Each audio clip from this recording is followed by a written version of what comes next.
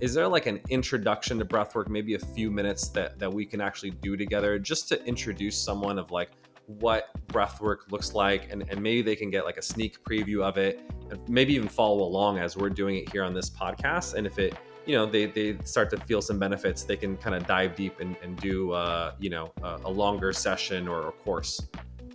Yeah, 100%. You want me to throw on like right now? Yeah, let's do it if you're willing. Let's do it. Okay, well, I'm going to put on some music just so there's like a beat to kind of go to, and we'll aim for like maybe like a 4-minute kind of thing. That sounds amazing. Does that work? Welcome to the Maximus Podcast. I'm your host, Dr. Sepah. As a clinical psychologist, medical school professor, and CEO, I specialize in helping men be better in mind, body, and masculinity. On this podcast, I interview extraordinary men as a clinician would, hearing their come-up stories of how they became the men that they are today, and having them share their secrets of actionable advice on how to look, feel, and perform your best.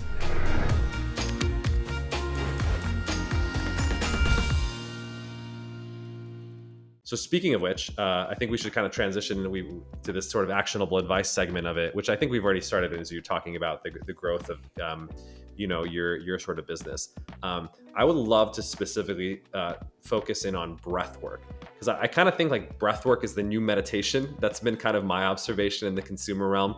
Like I think Headspace and Calm have really like hit their peak in terms of popularizing. Everyone knows about meditation. I think most people think that it's a good or healthy kind of practice to do. To your point, though, it is hard to do, and most people don't sort of do it consistently. But I've seen more and more this kind of trend of breath work popping up. Some of the people listening may have heard of Wim Hof. In fact, I believe there's a Wim Hof app out, which I just saw for the first time, which is when it's sort of hit the mainstream. And I believe there's another breath workout app out that's really getting traction. So tell our listeners, like, what is breath work? Number one. Number two, I think guys have this instinctual reaction. They're like, oh, just take a deep breath when you're stressed. And they hate that notion of like, oh, I got to do some breathing exercise. And why is it sort of different from that notion? Yeah, I was going to say, so breath work, let's call it breathing exercises, and explain the different styles. So it's very similar almost if I said to you like, hey, do you like exercise? And you're going to say, well, yeah, I power lift, or I hit train, or I spin, or I go for walks. Like each one has its own benefits doing something different in the body. Mm-hmm. And so the one that's like been really popular is this super ventilation style of breath work. Mm-hmm. And it goes by a number of names. Wim Hof is one, transformational breathing, clarity breathing, holotropic breathing. They all rely on one principle. And so you can think of your breath as the ability to affect your autonomic nervous system. So heart rate, blood pressure, circulation, immune system. And so you can do that by either moving into sympathetic nervous system, so like pushing the gas, or moving into the parasympathetic nervous system, which is stepping on the brake. And okay, great. Well, why would I want to do this, right? And so the style that people really enjoy, the Wim Hof, it's doing two things, right? This super ventilation. So first, you're breathing out pretty significantly, and you're reducing the amount of carbon dioxide in the blood. Mm-hmm. As a result, the blood vessels, the arteries, they constrict. Mm-hmm. Okay. And so what's happening, your body moves into the sympathetic nervous state, which is the fight or flight. You're saying like, hey, this could be dangerous. I need to be aware. Blood flow goes to the brain, to the muscles. You're preparing. It's very similar to having a coffee. So in 11 minutes of Wim Hof breathing, bam, you're preparing for a sales presentation. Mm-hmm. You're getting ready for your morning routine. You can feel something physically, which I think is why it's really taking on for people who are struggling to meditate, because like, yeah, I can focus on my breath. And we take it one step further than these apps. We pair it with like really up-tempo electronic music, some movements, some crazy stuff like that. Now, another really interesting thing with that style is if you push it further, there are interesting things in the brain. So you have a bottle of wine circulating throughout your brain every minute. And there's been studies in the American Psychiatry Journal that with slight overbreathing, your arteries can decrease 50%. So your blood flow slows to the brain. Also, when there's less carbon dioxide in the body, how the lungs work, you breathe in, oxygen comes into the bottom of the lungs. It's picked up by the hemoglobin, which are proteins in the red blood cells. So think of your red blood cells like little cruise ships, and the hemoglobin is the seats, and it's pulling that oxygen, it's taking it to your tissues, your brain, your organs, and dropping off those oxygen molecules. The body needs that oxygen to create energy, right? And the more efficiently you can create energy, the better your focus, your mood, your athletic performance. Now, when you don't have enough CO2 in the body, think of it like a closed vehicle. The oxygen can't get out. The CO2 provides the lubrication. So you're breathing out so quickly, so much carbon dioxide, your arteries tighten, less blood flow, and the blood flow that does go to the brain, it can't deliver the oxygen. And so the prefrontal cortex, the part of your body responsible for the ego, shuts down. When that part of the brain shuts down, there's like processed emotions, visualizations, crazy memories, that part of your brain, you lose control. Now, at the same time, when your pH levels rise, so when you're breathing out carbon dioxide, your blood becomes alkaline. The um, the pH levels rise. The limbic system gets all these distress signals. So this is responsible for like your emotions, memories. And so what happens is your mind shuts down. So about 20 minutes in, they believe your brain almost thinks it's dying from a lack of oxygen. And so crazy emotional processing experiences happen. And so people really love breathwork because in 30 minutes, you can have this experience of like complete release. And so there's a lot of study around what they think is happening. And one is called but the pivotal mental state theory and the somatic completion theory. And so the idea is that our nervous system, our autonomic nervous system is out of whack. So it's either too sympathetic dominant, too parasympathetic dominant, or that we have these experiences when we're young, failure, rejection, and these experiences are stored in the body and they can be as aggressive as a car accident where we don't actually process what's happening. And they can be as light as like, I was rejected to go on a date. And so they believe that this breath work is helping to reset the autonomic nervous system and process. And it's called somatic completion theory because they believe, think about if you have tension in your shoulders, and you kind of move your shoulders and let go, relax, right? And so that's happening across the entire system. And so the belief is that through letting go, completing these experiences, processing them, you can have like far less judgment, more self-love, more presence. And so in a 20-minute experience using just your breath, I think this is why men are starting to gravitate to it as well as women is you feel the ability to process your emotions, not from the thinking mind, but in the body. And it's one of the best ways to do that. I've seen thousands of men and thousands of our customers have complete breakthroughs. So, woman, 6 months afraid of COVID, wouldn't even go to the door to accept a delivery using our this breathwork style for a number of weeks and then being able to go back out and interact with the world. Another friend struggling with addiction, feeling like there was this like dark energy inside him of ability to accept things that happened in his childhood, letting them go. And so breath work, as it's been talked about, I think it's this new powerful tool you have to deal with emotions that you're struggling with. So it's either stored trauma from a long time ago or acute issues. So, you got fired from your job, you're going through a move, you're lonely, you went through a breakup, there was a death in the family, there's like this acute stressor. It gives you the ability to step back out of the conscious mind, shut that down and process. And I think people like really struggle. So that's kind of the first part of the first interesting piece. Well, that's a phenomenal. And I love how you explain this whole physiology of how it works. So I think that's very important and it is very distinct. Do you recommend breathwork as a substitute or a complement to meditation? How do you kind of think about these two practices together? I would think about what benefits you want to get. And then, again, like breath work, let's call that what I just described, like the weightlifting version. And so, you want to either deal with challenging emotions, process what's there, get some space. Phenomenal. It can be once a week. A lot of times people start and like the first 10, 20 are crazy. There's like a lot of built up stuff and then it sort of reduces in intensity. And so for me, I'll do that maybe, once a week, or if I'm feeling the challenge, because it creates that fight or flight, sympathetic boost, energy boost. Also, a lot of people love to use it to get inspired. So if I want to create something, if I want to, I'm want to get excited about what I'm doing, I want to generate some new ideas, I'll use it for that also. So if those things spoke to you, that's available in like a single 20 to 30 minute session.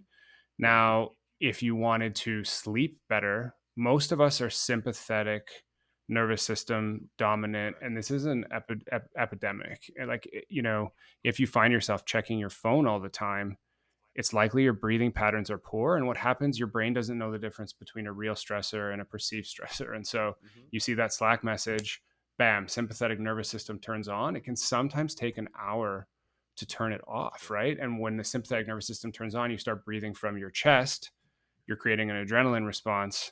It deters your natural breathing patterns. Mm-hmm. And so, yeah, that's fine if 1 hour a day you need to be in that state, if you think of how we lived hundreds of years ago. But for the most part, humans are meant to be living in the rest and digest parasympathetic nervous system. And so, using breath work to, before you eat, sending blood flow to the organs, super important. So, just like 5 minutes of breathing deep. And this is where you hear diaphragmatic breathing. So, it's breathing into the lower part of the lungs. That's where the parasympathetic nerves are. When you breathe deeply, you allow the more surface area for oxygen to be absorbed in the blood as well. And then long, slow exhales. Mm-hmm. And there's just a ton of research about how this can improve your foundational breathing patterns, your VO2 max, your carbon dioxide tolerance. Mm-hmm. As I mentioned before, the more carbon dioxide you have in the body, the more oxygen you can move from the lungs to the tissues. So I would say, first was dealing with emotions, boosting energy, creativity. The next is like just dealing with stress, Mm-hmm. turning down. And so it can be used before bed. So we have some fantastic parasympathetic style breathing, coherent breathing for bed. And then if you're in a stressful situation, one of the best things you can do, very slow breathing and actually hold your breath. The idea of taking a big deep breath in is actually energizing. It increases your heart rate. Your body is always fully oxygenated, 95 to 99%. So taking a big deep breath in is like pouring water into a full cup. What you actually want to do is create increased carbon dioxide in the body so you can absorb more of that oxygen. So instead of like, the best thing to do is just hold your breath 3-4 times. And they found that holding your breath even 3 times can increase the amount of red blood cells, again, improving your oxygen absorption. So those are kind of like some of the main reasons: improving sleep, improving mood, dealing with challenging emotions. And then the final is just foundational breathing. And this is super, like, incredibly interesting. And I think people will look at breath as the fourth pillar of health, along with sleep, diet, exercise, within the next few years. There's just tons of research coming out. There was a book by James Nestor called Breath, which sort of explains all this in great detail. But due to our lifestyle patterns now, eating acidic food, right? We need to breathe out more carbon dioxide to change the pH levels in the body. Not chewing the way we used to, right?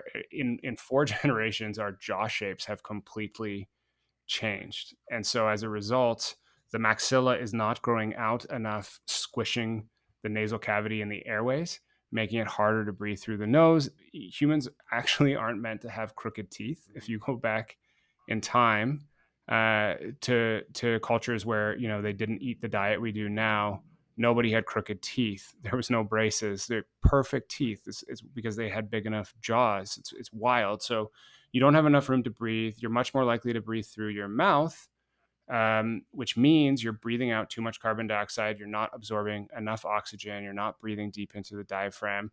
And so there's this test you can do called the CO2 tolerance test, and it measures how much carbon dioxide is in your body. And so it's a breath in, breath out, hold until your diaphragm contracts. And if that's under 40 seconds, that's a good sign that you have something to work on there to improve your oxygen absorption. And the worst thing about this whole mouth breathing thing is that think about your brain like a thermostat. There's what's called a chemoreceptor measuring the amount of carbon dioxide in your body.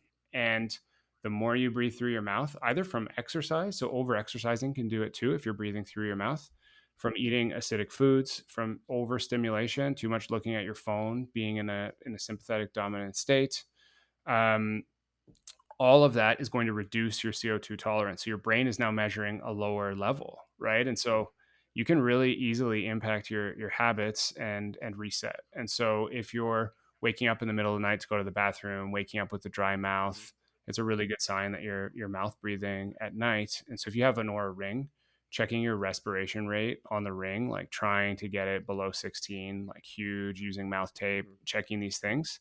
So if any of this stuff was appealing to fix, definitely read that book. Check out our site also, because there's tons of programs for how to fix this stuff. But breath is a massive lever for your nervous system state and your general health. Totally. Yeah. And, one of the things that I think find particularly interesting as a psychologist and someone who's done a lot of neuroscience work as well is, to your point, it's like saying exercise. There's so many different types of exercise. There's so many different types of breath work. It can literally, to your point, like uh, push sympathetic dominance or parasympathetic dominance. You can use it for different purposes, which I think is actually pretty unique compared to other practices that are always like either relaxing or always sort of stimulating. You can kind of like use it for different indications or use cases. So if someone, hears all this, they're like, oh, this is pretty exciting. I didn't realize it was sort of the fourth pillar of health, or could be. Where should they get started? Do you have a website, app, or course that you recommend that you want to shout out? Yes, I would shout out inwardbreathwork.com. And so we have the largest breathwork library in the world. And so we have classes and programs for each of the things I mentioned, whether it's like boosting your mood, sleep, dealing with challenging emotions. We work with also a number of psychologists who write the visualizations for you when you're in that state. So, we have a morning routine where it's pairing like gratitude with breathing. And then the music we use is really cool. We partner with DJs to make it like, I feel like I'm at a fitness class. It's fun, it's engaging. Well, this music is great. We have one that's called Coherent Breathing While You're Cooking, and it's like an acid jazz playlist. Beautiful. So you're cooking, and it's just a breath timer at the perfect rate that breathes in frequency and resonance between your heart rate and lungs. And when you breathe in resonance with your heart, your HRV goes up, your nervous system response tightens, your autonomic nervous system strengthens. So I would check out that. And then we're just putting out a course next week that comes with a Slack channel to go into all the science, really, really detailed all the stuff I just said, explaining like what type of breath is for you. So I would start with that course. If you're a person that really likes to understand the science, what's happening at the cellular level, which like for me, it sounds like you are also, I want to know like, what is the research here? And then, and we're putting out new content every week. And the idea is to create the easiest place to do the highest quality, most fun breath work in the world. Amazing. Inwardbreathwork.com. So go check that out as a resource. And I know you've offered, and I'm going to take you up on this offer one day of facilitating a workshop for the Maximus Tribe community. That'd be great to do. I don't know if you're up for it, but one of the things I might have mentioned a while ago is I'd love if you can almost, I know we can't do maybe like a full 20, 30-minute session live, but is there like an introduction to breathwork, maybe a few minutes that we can actually do together just to introduce someone of like what breathwork looks like, and maybe they can get like a sneak preview of it and maybe even follow along as we're doing it here on this podcast. And if it, they start to feel some benefits, they can kind of dive deep and do, a longer session or a course. Yeah, 100%. You want me to throw on like right now? Yeah, let's do it if you're willing. Let's do it. Okay, well, I'm going to put on some music just so there's like a beat to kind of go to, and we'll aim for like maybe like a 4-minute kind of thing. That sounds amazing. Does that work? But I'm also particularly curious because I do track my metrics, and even though I'm like super, super healthy, my HRV is not super high. It's always like, I don't know, in the 40s on average. And I see people, because I think some of the apps that I use like benchmark you to other people, and I'm like, I'm always beating everyone else on, whatever other health metrics, but I'm always low on HRV. And I was like, is this just genetic, or can I improve this in some way? No, you can. Well, it is genetic, but you can improve it, and you can improve it through breathing. Like that coherent style of breathing I had mentioned is so you have something called a baroreflex, and it's your body's autonomic response to blood pressure. And so if you think you're breathing like just directly in parallel with your heart, your diaphragm starts doing a lot of the work of the heart. And so this baroreflex, when you breathe at exactly your resonant breathing pace, so some people it's 5 breaths, some people it's 7 a minute, your heart rate variability, like the amplitude increases, and your baroreflex is like your brake. And so the stronger it is, when your heart rate rises, you can pull down faster, which improves your HRV. And so it can be trained and increased. And the best way to increase that is to find, there's a really cool, this isn't really our thing as much, but there's an app called HRV Elite. Mm-hmm. Yep. And you use a polar strap and you find what your coherent breathing pattern is. And you do that style of breathing for like 20 minutes twice a day for about 10 weeks. and your HRV will skyrocket. And then you just do it like once a day. It's just a big commitment, but if that's like a really something you want to change, that is the number one way to do it. I will do that. I actually do have a polar strap and I have the app on my phone. I just haven't used it in forever. So I will follow up on that. Okay, so this style is just going to be an in, two, out, two. So one hand on the belly, one on the chest. So like in, two, out, two, circular, not stopping at the top or bottom.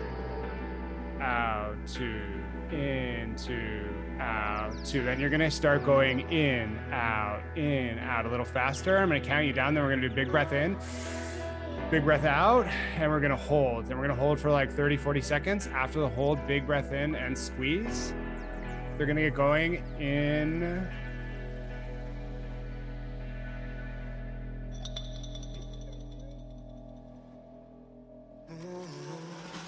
In, two, out, two, in, two, out, two, through the mouth. Out, two, in, two, out, two, in, two, out, two, in, two, two, in, out, in, out, in, two, out, two, in, two, out, two, in, two, out, two, in, two, out, two, in, out, in, out, in, out. But a minute more at this pace. Out, in, out, in, out, in, out, in, out, in, out, in, out, in, out, in, out, out. Getting ready, we're gonna pick it up. In 3, 2, 1, and in, out, in, out, in, out, in, out, in, out, in, out, in, out, in, out, in, out, in, out, in, out, in, out, in, out, 10, out, 9, out, 8, out, 7, out, 6, out, 5, out, 4, out, 3, out, 2, out, 1, out, and in, all the way in, all the way out, holding on empty. We're gonna hold for about 30 seconds, letting that carbon dioxide build up. Usually takes about 3 rounds to really feel the effects, but this is the space when it's your time. You've done all that hard work, you're resetting, finding some power, some energy.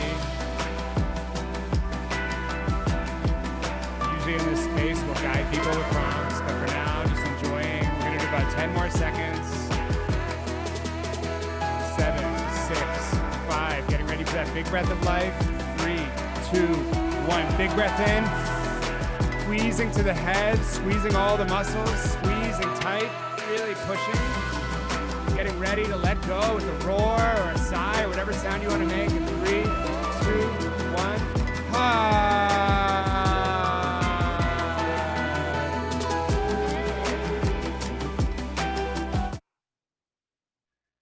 Yeah, so that would be 1 round, and so you do that a number of times, and so that is the Wim Hof method. And so as I said, you're using that superventilation, creating that sympathetic response. Then you're allowing the carbon dioxide to build up, squeezing. The releases are very, very powerful. So you can oftentimes increase the nitric oxide by humming. So nasal breathing will increase nitric oxide by 6 times. Vasodilator, great for like sex, getting oxygen through the blood. It's, immunity boosting. But humming will actually really increase by up to 15 times. So pretty interesting to do like some hums or some type of release. And so you can do that, in 10 minutes, 2, 3 of those rounds, just for an energy boost. And then if you want to go 20 minutes, you can start getting to some of these emotional places. So yeah, I would love to guide one of those for the Yeah. crew. I think what's unique about this is just like some nice music, Mhm. and then the tracks we make are professionally produced. So there's like breath sounds, and yeah, it's a lot of fun. That's amazing. As I mentioned, I've done different types of breathing. I've never done it like that. It's actually, I mean, I'll tell you my subjective experience just doing it for 4 minutes. It was very fun. And that was actually very surprising for me.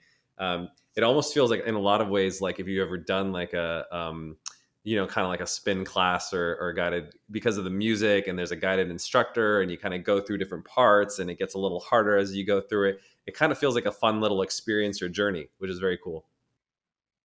Yeah, and we've done like what's really powerful about this, or is exciting to me, is that it, like the hot cold, can replace an alcohol fueled night. And Mm. so one of the big aha moments for us, and once COVID ends, like we would just come over, there'd be 8 people, and instead of dinner, we would DJ a set, Mhm. pick like 8 songs we like, and just take turns guiding and go through one. And then after everybody feels alert, alive, emotionally open, it would just lead to way better conversations than traditional like alcohol night. Totally. And so I think there's a lot of power in people just doing this at home for fun. I love that. Yeah, I think it's so much of, unfortunately, our culture is centered around drinking bars and clubs, and they're right. They're like, at nighttime there isn't sort of those activities, unless maybe you're fortunate enough to go to a house party or something, and even then there's usually wine involved in that as well. Yeah, for So sure. I think that hopefully there is a big cultural move. I see this increasingly in the younger generation too, a move away from alcohol, and but I think there needs to be something that replaces it. And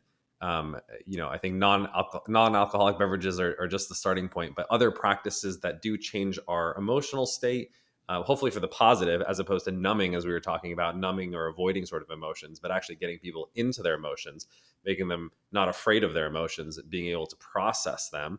And also, what I love is the community and sharing the those experiences and emotions with other people. That's a very unique thing. So yeah, I look forward to you being the soul cycle of breath, and hopefully in a few years. Amazing. Very cool. Very cool. And then where should people get started? So we talked about inwardbreathwork.com. Should sort of people pick the type of content or course based on their needs? Like if they're like, okay, I'm too stressed, I'm probably parasympathetic dominant, pick that. Or is there like a general beginner's framework to like, you should do this for X amount at the beginning of every day to get started? What's your like general recommendation for folks? Yes, I think there's a 10-day intro. And so just try, it's all the different types. And so feel which ones you resonate with. And then very similar to Headspace, we've organized by mood or benefit. So, are you looking for sleep? Are you looking for a morning routine? Are you looking for an energy booster? Are you looking to improve your foundational breathing? So there, it's just very clearly labeled on the site, like what benefit you're looking for. Mhm. And then if you want to go deeper, the course is fantastic in describing these patterns. And then the course has a Slack. It's actually inspired by the Maximus community. I think it's an amazing idea. And so we found we're doing challenges now. So we mail out physical kits with a bunch of different breathing tools, and people track what they're doing in a group. Mhm. And so I think the first step is like, okay, I know this is available to me if I want to boost my energy or like I'm struggling. But then people sort of a couple of months in are like, okay, well, I want to improve my foundational patterns. But that actually takes work, right? Like it's kind of like meditating daily. And so we wanted to make it easier to implement a new habit. So we have physical products and then the digital community, and we do challenges. Mhm. So it might be a 30-day breathwork challenge each month where you jump in and you can choose, like maybe it's a sleep challenge, maybe it's a morning routine challenge. But everything's there, and then the facilitators are available if you have questions about forming a new habit. Amazing. And I'm sure people sort of just feel the outcomes, right? Like you're going to feel better, you need to perform better. Do you recommend that people, get a tracker like the Polar that you mentioned, the Aura, et cetera, to sort of quantify that? Or is that really just like it's a optional plus? I would say that's sort of like a third use. And so what we're seeing for the most part is people want to improve their mood. They just want to feel better, and like you don't need anything to track that. You'll like in one class, I can guarantee NPS score is like 100%. Like people, it blows their mind, especially people that never tried this stuff before. They're like, "Oh my god, I can't believe this is like it's crazy the testimonials and what people say. It's so cool and like so inspiring." And so most people come for that. Like I'm struggling, or I want to just feel more, creative or like energized. Then people are struggling with sleep and they want something before bed. And then I think third are like me personally, I use the mouth tape, I track with my Aura ring because now I'm like, okay, I want to have a better HRV, like you said, and I want to breathe properly. Like one thing that's a huge problem, it's called email apnea. It's when you're working on your computer and you're continuously stimulated or concentrating, you either hold your breath or breathe through the mouth. And so I use an actual tool at my desk that I breathe through all day. And so I think if, once you're using it, you're like, okay, I want to improve my foundational breathing. That's where you might want to use the tracker. And the tracker, I would say you can do it manually, but it's nice for people who get dopamine rushes from like, I'm Yeah, improving. yeah. Yeah, so that's So really good. this is a breathing tracker. The one I use is it's just simple piece of plastic called the relaxator here in the video, and it puts resistance on the exhale, and so it makes it impossible to overbreathe. And so if you're just doing like emails for 2-3 hours, it will make sure you're doing slow, long exhales. And I found it to be extremely effective, like as good as meditating for. I also have meditation practice, but as good as I just find because it's for so long, like you might be focused at your desk for four Sure. hours. Yeah. So breathing properly that entire 4 hours has a huge impact. Yeah, ironically, I remember when I was working at McKinsey, and I think like I must have been stressed out because I think the guy who was sitting next to me, he's like, "You breathe really loudly." And I was like, "I can't help it," but maybe it's because I didn't know what breath work was, or I didn't have a relaxator to do that. So I actually want to I try would it out. say almost certainly based on that pattern and the lower HRV that the breathing will be like a game changer for you. Amazing. Yeah, I'm excited to try this out and kind of dive deep into it and kind of learn like a new health behavior and hopefully our audiences as well. What I love about it, you have such an authentic story, right? As we talked about, coming from a very traditional background, exploring what I guess would be called exotic practices. But the funny thing is, if you look at sort of like the parallel between meditation and yoga, back in the '60s, those were considered very exotic. Now they're just like super mainstream. Like yoga is like kind of almost like totally devolved from its original spiritual origins. Um, I actually predict, the breathing and breath work that you're mentioning, especially with the publication of this new book, just like Michael Pollan has done with psychedelics, is gonna in the next, I don't know, 5-10 years, it's gonna become the third big thing after meditation and yoga, and especially the way that you do it, which makes it fun and upbeat and energizing, with the music and the accompaniment, and grounded by the solid science. Like I love the physiological explanation. I think we'll introduce it to a whole new audience of people, and I'm especially hoping it really gets men into it in particular. I always kind of joke that, like, unfortunately, meditation and yoga, ironically, they were male-oriented practices, mostly practiced by male monks. They've been westernized and marketed to a very female audience. So guys don't want to do it because it's like, oh, that's what women in Lululemons, sort of do. But I think breath work, because of how active it is, can totally be sort of oriented and marketed to men in a way that's very appealing. So hopefully we can get some of our listeners to do it and do it as part of the Maximus community and tribe as well. Yeah, I would love that. That would be fantastic. Fantastic. Well, Robbie, thank you so much for your time. This was an amazing conversation in terms of hearing your story, hearing your journey, and what an incredible journey it's been in terms of your progress and development as a man, and will continue to do so. And I really do think you are a great role model, especially for a lot of people in the business and the tech community, in stretching their boundaries, overcoming some of the, challenges and addictions that we all have, and kind of finding a better way and finding a more peaceful way to live. And in addition to that, I think you give a lot of very actionable advice in kind of a new area and realm around sort of, health practices, particularly breath work. And appreciate very much the demo. So hope people will be introduced to, a new concept to kind of optimize health and performance. And that's, by the way, one last thing I'll share. I think it's a very cool thing about breath work. It's not just, for treating, issues, or repressed emotions, etc. If you want to be kind of a high performer, kickstart a great morning routine, as you said, or kind of wind down to sleep. I do hear about a lot of sort of optimal performance oriented people using it. So it definitely fits the category of kind of what we're doing and what we're promoting as a brand as well. So thank you so much for joining us. No problem. Just appreciate the opportunity to tell my story. Again, love what you're doing, following you for a long time, and yeah, I'm thrilled to be here. Awesome, man. Well, much appreciation for your time, and I'd love to continue the conversation in the future. Cool. Sounds great.